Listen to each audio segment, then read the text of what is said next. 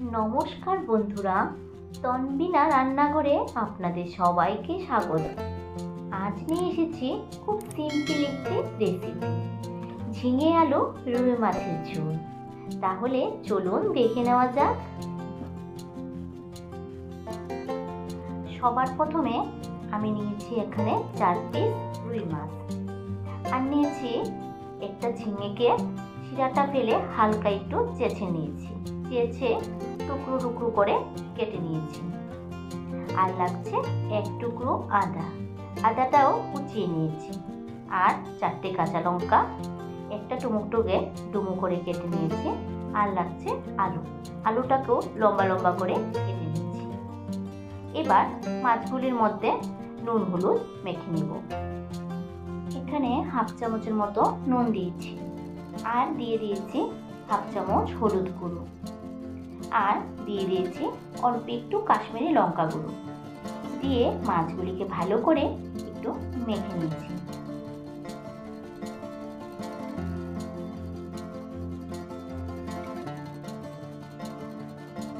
মাছটা মাখা হয়ে গিয়েছে।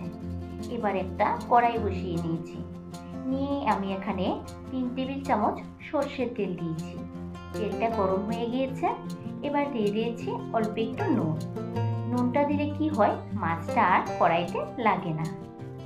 এবার মাছগুলি একে একে তেলের মধ্যে দিয়ে দিয়েছি। দিয়ে গ্যাসের ফ্লেমটাকে মিডিয়ামে রেখে মাছগুলিকে আমি 10 মিনিট ভেজে নেব।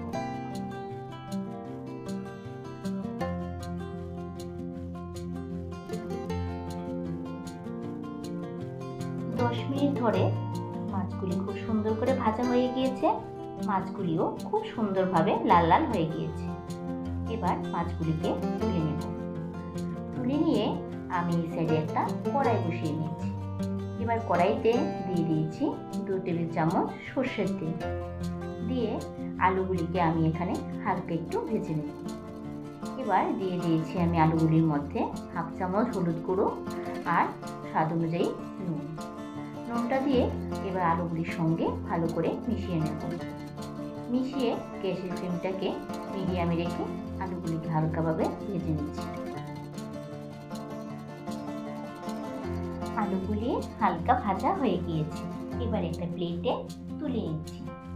এবার এই সাইডে একটা মিক্সিং জার নিয়েছি। নিয়ে এর মধ্যে দিয়ে দিয়েছি আদা কুচি আর 4-5টা কাঁচা লঙ্কা আর একটা টমেটো। দিয়ে এটাকে একটা মিহি পেস্ট বানিয়ে নিব। এবার আলু ভাজা তেলের মধ্যে আমি আরো 2 টেবিল চামচ তেল এড করেছি। এর মধ্যে দিয়ে দিয়েছি হাফ চামচ পাঁচফোড়ন আর একটা তেজপাতা। পাঁচফোড়নটা হালকা একটু কালচে হয়েছে। এর মধ্যে দিয়ে দিয়েছি টুকরো করে কেটে রাখা ঝিঙেটা দিয়ে এর মধ্যে দিয়ে দেব পেস্ট করা মশলাটা দিয়ে ঝিঙের সঙ্গে ভালো করে মিশিয়ে নিচ্ছি। মিশিয়ে নেওয়া হয়ে গিয়েছে।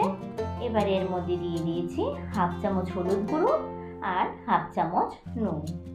দিয়ে এবার এটাকেও ভালো করে এবার মিশিয়ে নেব। মিশিয়ে নেওয়া হয়ে গিয়েছে। এবার 5 মিনিট আমি এটাকে ঢাকা দিয়ে রেখে দেব। 5 মিনিট হয়ে গিয়েছে। এবার ঢাকাটা খুলে আমি এটাকে একটু নাড়িয়ে দেব। দিয়ে এর মধ্যে আমি ভেজে রাখা আলুটা দিয়ে দিয়েছি। দিয়ে ঝিঙের সঙ্গে আবার ভালো করে একটু মিশিয়ে নিয়েছি। আর দিয়ে দেব আমি অল্প একটু চিনি। চিনিটা যদি কারো ভালো না লাগে তাহলে নাও দিতে পারে। চিনিটা দিয়ে আমি 2 থেকে 3 মিনিট ঝিঙেটাকে ভালো করে একটু কষিয়ে নেব।